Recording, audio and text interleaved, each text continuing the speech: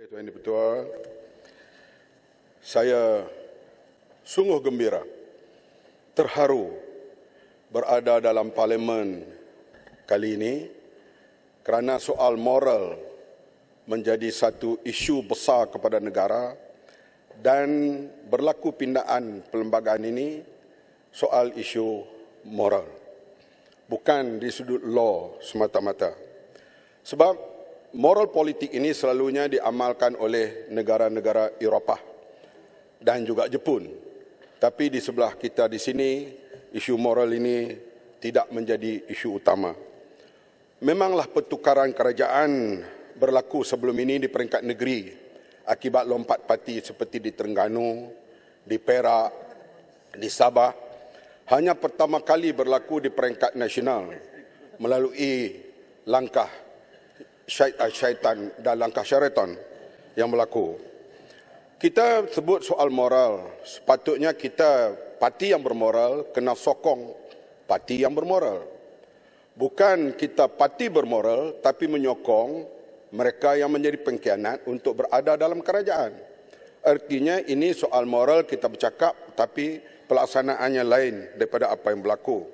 Yang paling penting hormat mandat rakyat dan juga coalition kita bersama. Hormat mandat rakyat ini cukup penting. Bila kita menang misalnya di atas nama bertanding Barisan Nasional kah, Perikatan Nasional kah, ataupun Pakatan Harapan kah, mesti kita hormat coalition kita itu. Misalnya saya bila PAS mengambil keputusan berpisah dengan DAP, hari keputusan itu diambil, hari itu juga saya meletakkan jawatan sebagai ahli lembaga pengarah air Pulau Pinang. Karena saya dilantik, karena saya berada dalam Pakatan Rakyat dan saya timbalan Presiden PAS. Bila berpisah pula dengan keadilan, artinya PAS Solo. Tetapi rakan-rakan kami tidak meletakkan jawatan di Selangor pada waktu itu, walaupun mereka telah bercerai dengan rakan yang berkongsi dalam pilihan raya 2013. Ini adalah soal moral. Begitu juga kita lihat misalnya soal undang-undang. Boris Johnson tidak perlu meletakkan jawatan kalau dia mau. Tetapi dia telah melanggar MCO. Dan dalam parlimen dia minta maaf di atas kesalahannya melanggar kerana orang lain rakyat dikurung. Dia sendiri membuat parti di tempatnya. Maka dia meminta maaf dalam parlimen. Tetapi bagi partinya, tidak cukup minta maaf itu. You must resign. Bukan datang daripada parti lawan. Tetapi partinya sendiri yang meminta dia resign. Dan akhirnya dia mengumumkan persaraannya dan akan berlaku perubahan Perdana Menteri tidak lama lagi di Britain.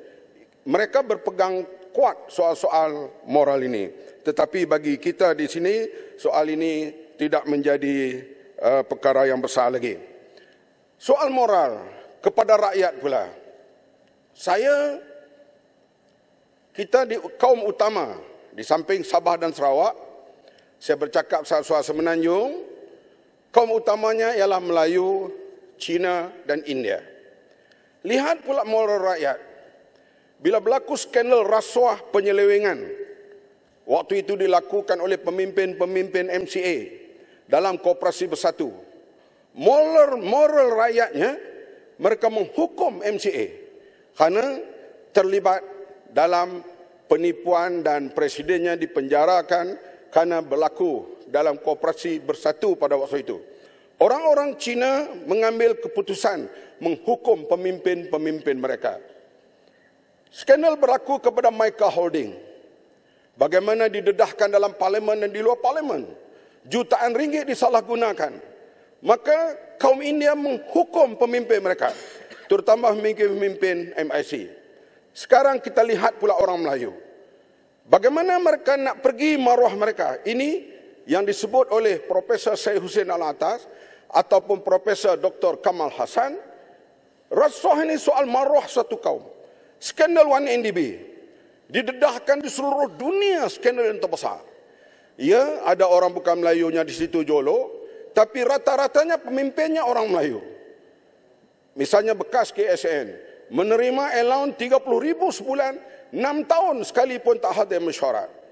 Pembedahan beli subang, beli gelang, beli itu, skandal seks dan sebagainya, menggunakan wang rakyat. Apakah sikap moral orang Melayu untuk menghukum mereka yang terlibat dalam skandal YNDB ini?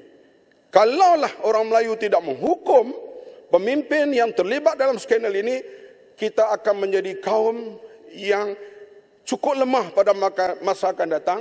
Artinya moral orang-orang Melayu ke arah mana? Kita bimbang melalui pilihan raya kadang-kalanya tak boleh menukarkan kerajaan. Apabila sistemnya sebegitu rupa, peruntukan parlimennya, peruntukan DON-nya, mungkin tak boleh berubah. Seperti yang berlaku di Sri Lanka. Bila datang pilihan raya, golongan parti Solonis atau Senggelis boleh menang dengan begitu hebat. Raja paksa masuk pilihan raya, dia boleh cara psikologinya memaksa rakyat, psikologinya untuk memilih Bumi Putra untuk terus memimpin. Tak cukup duit pinjam, rasuah berleluasa. Akhirnya negara bankrupt. Bila dah bankrupt, baru rakyat ramai-ramai pergi mandi di kolam Perdana Menteri. Kita bimbang di Malaysia juga akan jadi begitu. Datang pilihan raya, golongan korup ni boleh menang juga. Dengan psikologi efek, dengan isu kaum. Jangan benarkan orang-orang bukan Melayu memerintah. Jangan mereka menang banyak.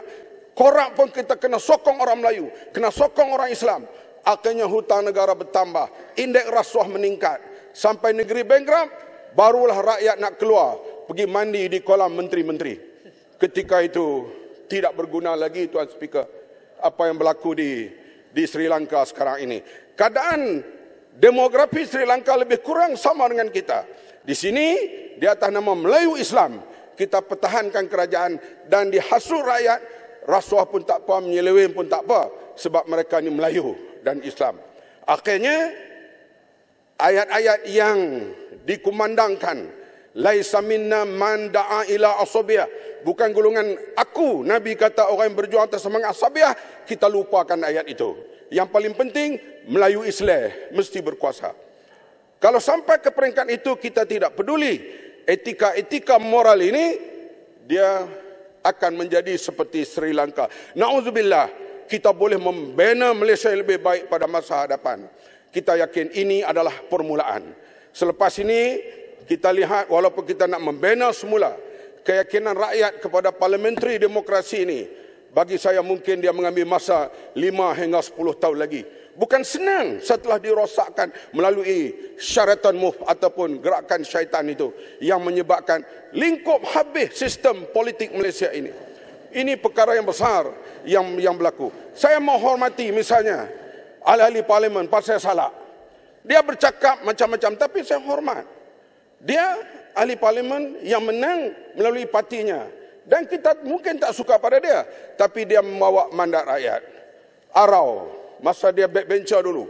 Apa dia tak bercakap. Kemudian bila dia jadi menteri. Kemudian dia jadi backbencher balik. Dia bercakap sekarang jadi menteri. Saya hormat. Karena dia dapat mandat daripada rakyat. Dan dia datang bercakap di parlimen. Soal begitu juga kinabatangan. Mungkin kita tak setuju dengan cara dia sebagainya. Tapi dia mewakili rakyat di kinabatangan.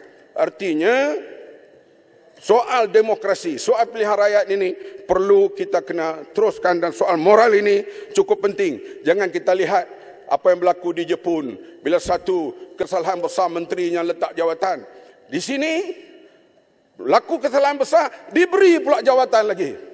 Dengan berbagai-bagai imbuhan dan sebagainya. Bila dah kerajaan makin teruk di segi kewangan, lantik menteri ramai-ramai lagi. Jadi kita lihat pembaziran ini terus berlaku dan soal moral kita lihat tidak diambil perhatian di sini. Sebab itu kita lihat misalnya Padang Rengas. Dia berucap daripada awal dulu. Kami UMNO bersedia untuk menjadi pembangkang selama 5 tahun. Tetapi berlaku syaratanmu, kami tak boleh buat apa-apa. Artinya, pandangan Padang Rengas itu saya hormat. Artinya mereka ada kesungguhan.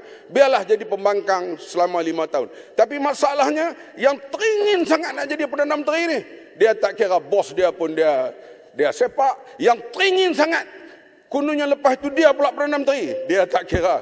Dia boleh khianat politician dan sebagainya. Ini akhlak-akhlak seperti ini supaya tidak ada lagi di masa hadapan. Kita membina Malaysia baru pada masa akan datang dengan lebih moral dan berakhlak sistem demokrasi berparlimen di Malaysia, dan Malaysia akan kembali mengepalai ASEAN pada masa yang akan datang. Jangan biarkan Vietnam dan Indonesia menguasai keadaan. Ini yang perlu penting ya sekali pada kita semua. Terima kasih Tuan Speaker.